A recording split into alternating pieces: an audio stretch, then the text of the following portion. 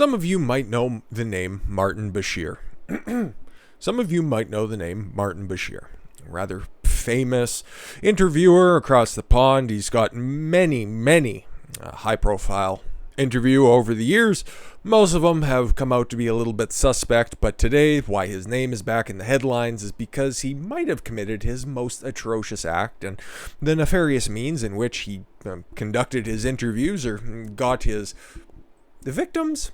I'd say victims, eventually what he caused for most of them, have come to light today. But that's not the first time he's done this, and that's why the name just kind of resonated a bit with me. So we're going to go ahead and look at his history, because 6 days ago, Martin Bashir, he was the BBC's religion editor. I don't know why that would be a position, or why somebody who is that prestigious and high profile would be in a position such as that. Wouldn't you think he'd be doing something a little bit more high profile than just being the religion editor? I don't know. Kind of makes sense going after all of this stuff, but he left the corporation not but 6 days ago. Kind of made everybody's head scratch if you were paying close attention to this type of stuff.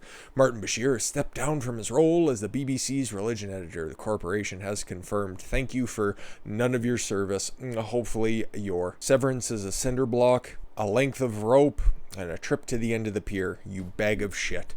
Bashir, 58, has reported on religious affairs for the BBC since 2016 and previously worked for programs including Panorama, cocksucker.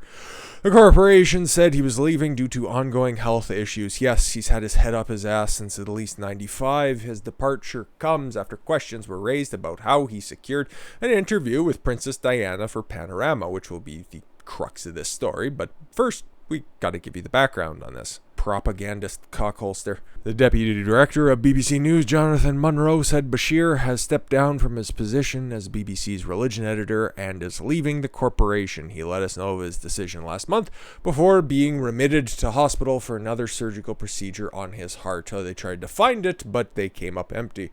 Although he underwent major surgery toward the end of last year, he is facing some ongoing issues and has decided to focus on his health. He added, "We wish him a complete and speedy recovery." I don't. Bashir is one of the most well-known journalists in the United Kingdom, and that should be a damning indictment in and of itself, having made news headlines for interviews with Michael Jackson and Diana, Princess of Wales. Let's get into that Michael Jackson interview, shall we? Because it was one of the ones that, oh my god, in 2005 or whatever it was, when it came out, oh my god, it was damning. Like it or not, I've done some research, I've watched some videos, I've gained my own perspective on this, and I'm of the opinion Michael Jackson did nothing wrong. But that's not the subject of this video, okay? There's plenty of great evidence out there.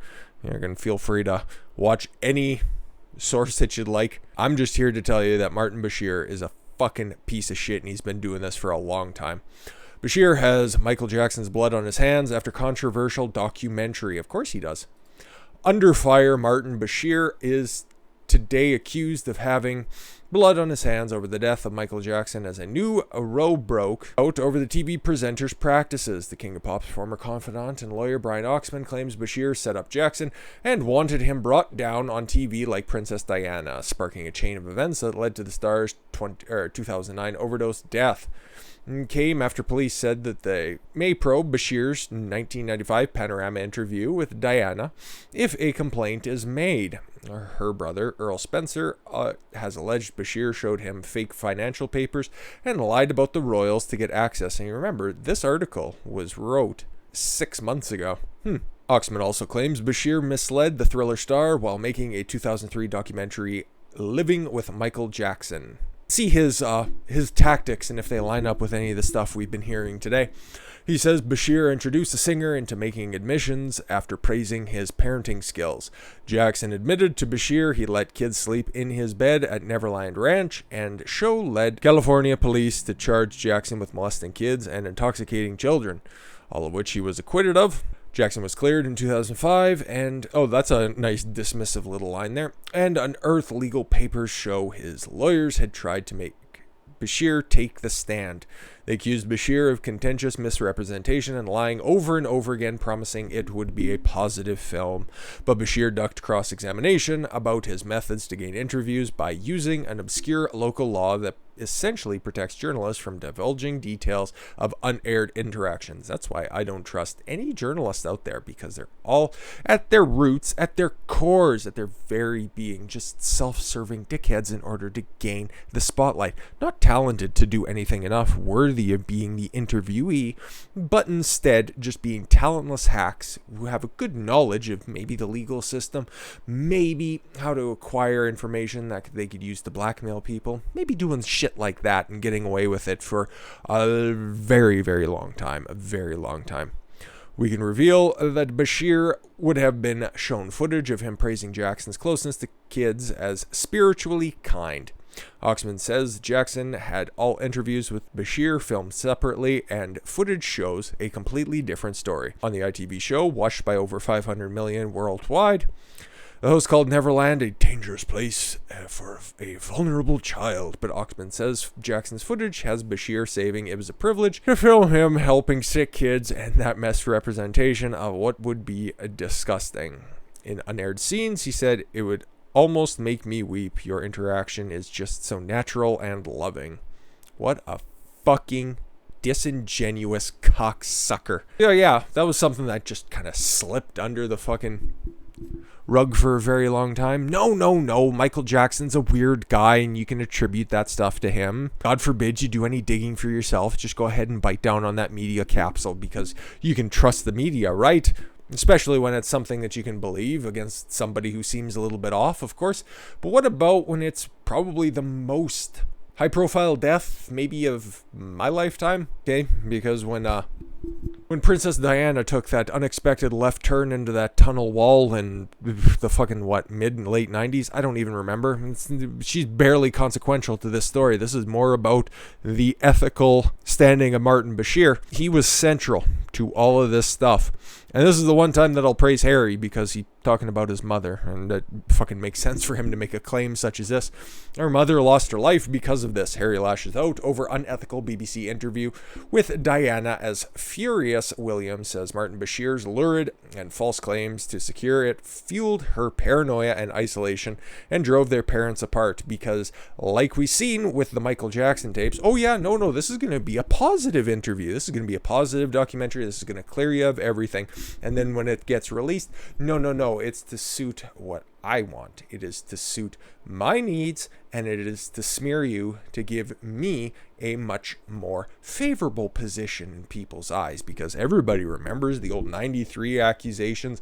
Oh yeah, of course, yeah, you definitely touched those kids, just don't look into any of the details, and don't take a look at the criminal case or the civil case or anything like that. No, nothing to see there. Of course, I am the one who's going to make sure that Michael Jackson is tarred and feather as the creepy pederast that everybody thinks that he is. And those are the same tactics that he used on Princess Diana.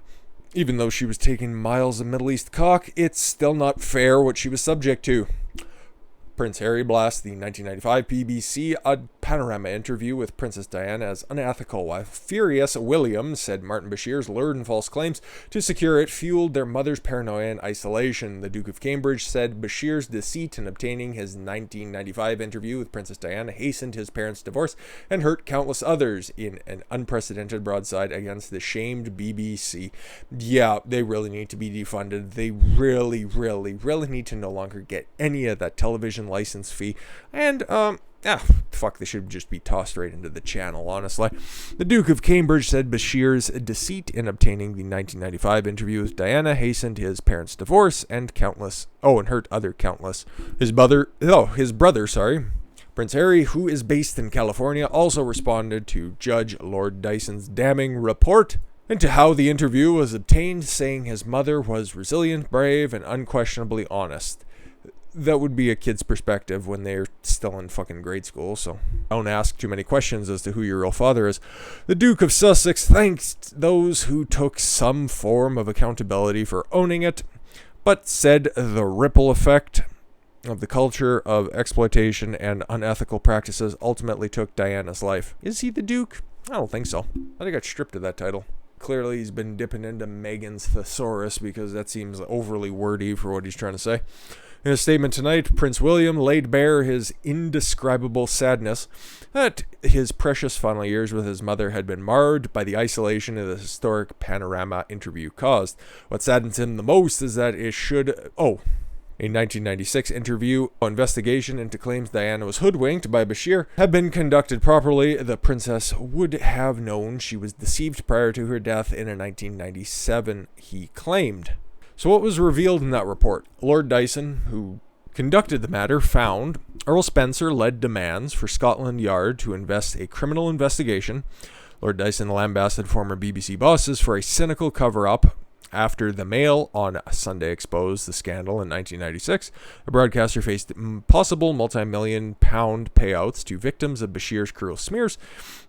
Culture Secretary Oliver Dowden threatened further governance reforms at the BBC, and the BBC is handing back all the rewards of the Panorama interview won, including a BAFTA.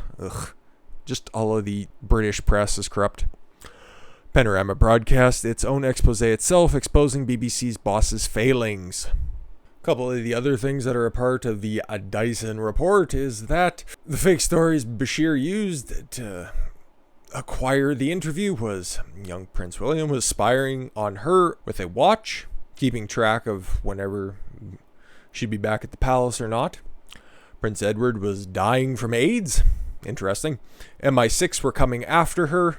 The Queen was dying, and the nanny miscarried Charles' baby. But as much shit as I've given the British press, one guy who's pretty based on most things, and a man who also bitched out Ben Shapiro, so he's always got just a little bit of extra respect, at least in my heart. Andrew Neil says, I believe it was a cover-up that cost Princess Diana's life, and that this is just the beginning of the downfall of the BBC. Of all the damning conclusions reached in the wake of the publication of the report of the Dyson investigation, none can be so devastating as that reached by Diana's brother Charles Spencer.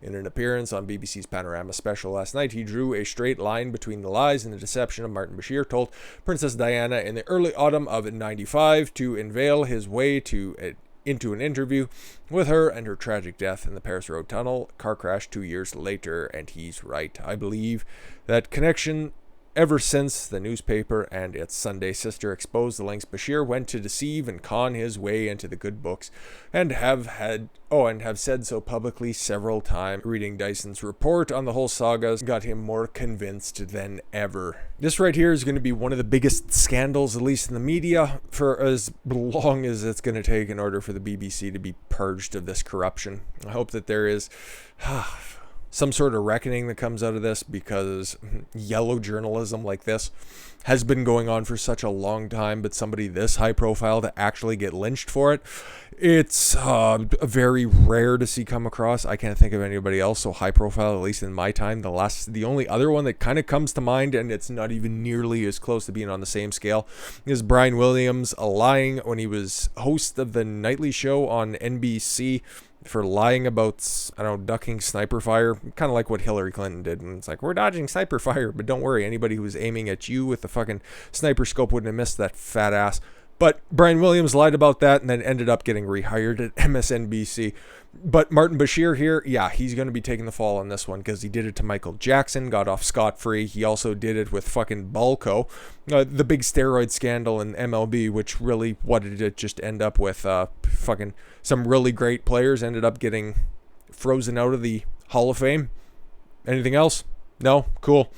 And then, of course, probably the biggest one, the biggest feather in his blood-stained cap, leading to the death of Princess Diana. I'm sure across the pond it's probably a much bigger story, and this will probably only be around in the zeitgeist in North America for a very small amount of time, because media won't want to cover it outside of just one day, because it's a damning indictment to their entire career. And if anybody wanted to do any digging into that on this side, there's plenty to be found there. You could start with CNN, who we're going to be talking about in the next couple of days, because that is quite a corrupt cabal. So if this turns out to be anything that's going to be damning and an indictment of the BBC system, just take a look at what you can do with CNN. This guy's a bag of shit. I've known it for a long time, and as horrible of a situation as it is, it looks like there's going to be some justice served Unfortunately, it's 20 years too late. And with that said, I thank you all very much for the gift of your time. I've been Don Consuelo. I want you to follow your gut and get after it. Take care, everyone.